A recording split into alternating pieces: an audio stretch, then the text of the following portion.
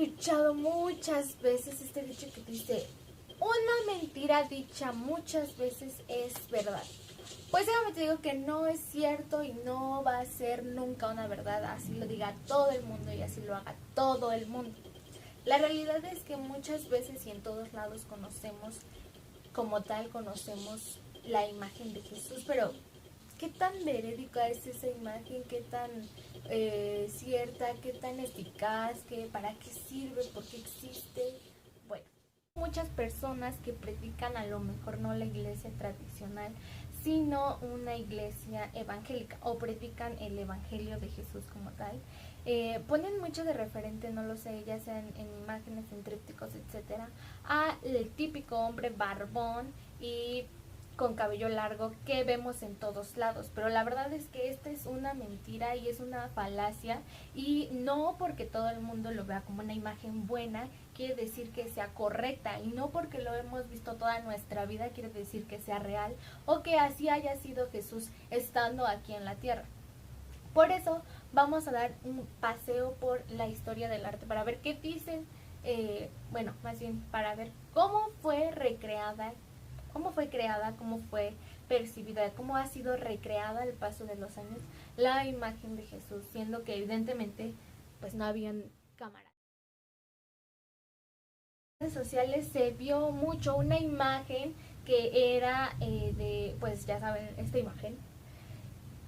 imagen en la que dice que esta es la imagen de un hombre homosexual que Leonardo da Vinci pintó como referente, usándolo como referente para poder plasmar a Jesús.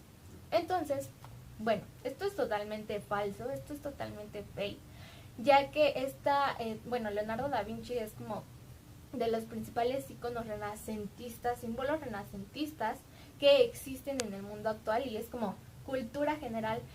Alguna de las imágenes de las obras de este hombre todos hemos visto en algún momento de nuestras vidas, y por lo tanto sabemos más o menos qué tendencia o qué técnicas o qué estilo era el estilo renacentista. Por lo tanto, esta imagen está totalmente descartada.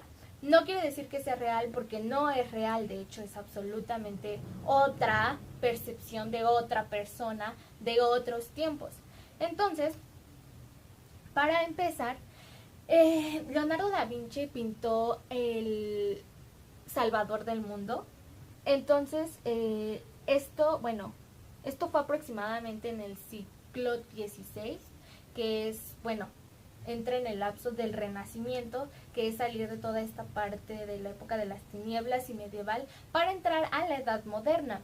Entonces, Leonardo da Vinci siendo uno de estos símbolos, esta persona, de hecho este chavo se llamaba Tommaso Cavalieri. Tommaso Cavalieri, lo anoté porque se me olvidaba su nombre. Tommaso Cavalieri fue un fiel seguidor, pupilo y pues en muchas de sus obras modelo para Leonardo da Vinci. No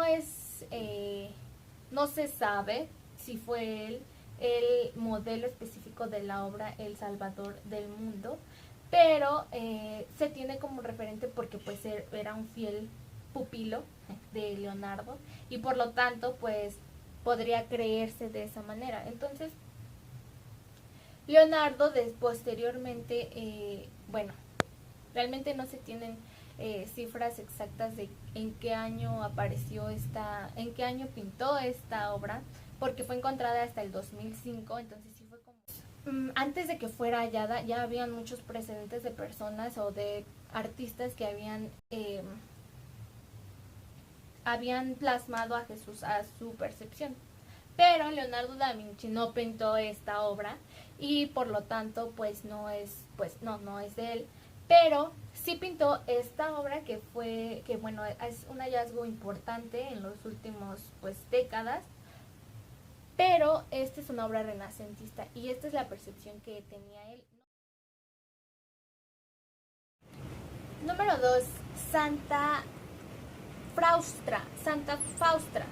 Santa Faustra, una monja que tenía alucinaciones esquizofrénicas, como así lo mencionaron, y de ahí, debido o a partir de estas alucinaciones, se creó la Divina Misericordia, que es el típico Jesús conocido en casi todas las iglesias católicas e incluso en las casas tienen una estampita aquí en la ventana que tiene este Jesús que dice yo en ti confío.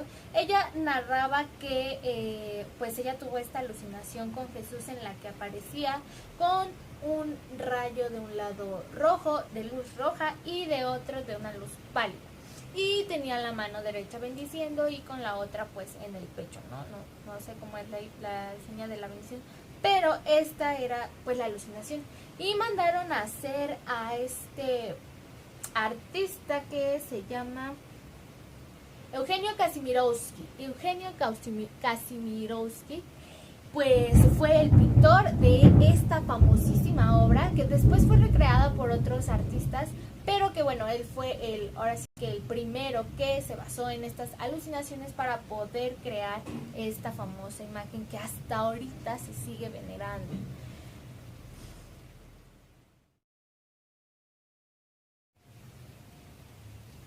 En la era medieval, en la época bizantina, que va más o menos desde el siglo III hasta el siglo XIII más o menos, que es donde la mayoría de los artistas se dedicaba a hacer pinturas con referentes a pasajes bíblicos o peticiones del clero en esos tiempos, porque era pues los que tenían el líder con el liderazgo, bueno, la batuta junto con la realeza, junto con la corona. Entonces, pues en esta época, es la época bizantina, es como el imperio romano en la parte oriental, no de este lado, sino en la parte oriental. Entonces, todas las obras de arte la obra de arte partía o se creó para distintas iglesias, distintas catedrales. Cabe mencionar que para estos tiempos las personas representaban a Jesús o tomaron muy de referente a Jesús con Zeus, con una estatua de Zeus, en la que muestran a las personas con barba larga y cabello de cierto modo largo, en específico más la barba, porque representaban a personas pues de otro nivel, o sea, personas ya como semidioses o dioses. Entonces por eso Jesús fue caracterizado en estas obras bizantinas de esta manera, porque el referente artístico que tenían en esos tiempos pues era la cultura griega y la mitología griega. Entonces pues basados en una estatua, en las estatuas de Zeus o en la imagen de Zeus también fue llevado a cabo lo que ahora pedían, que era pues todo relacionado con Dios y con Jesús y etcétera. Entonces también parte de ahí el poder decir que Jesús tenía el cabello largo y tenía la barba larga, etcétera.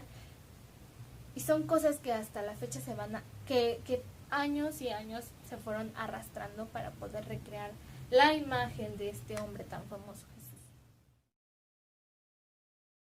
Jesús. Hubo un cráneo regenerado a partir de un análisis forense en el que se regeneró el cráneo de un hombre judío del siglo I, y a partir de sus costumbres, su cultura y cómo vivían en ese momento pudieron determinar o asemejarse, o esto partía de un punto, partía de la necesidad de saber cómo fue Jesús. Entonces este hombre pues usaron este cráneo del siglo I para reconstruirlo y poder saber más o menos, darnos una idea de cómo era Jesús. Y también a partir de eso pues se salieron ciertos resultados en los que también se basan para decir cómo era Jesús, ya que Jesús no cumplía con el voto de Nazareo. El voto de Nazareo era pues dejarse crecer la barba larga, el cabello largo, no tomar vino, etcétera, etcétera, etcétera.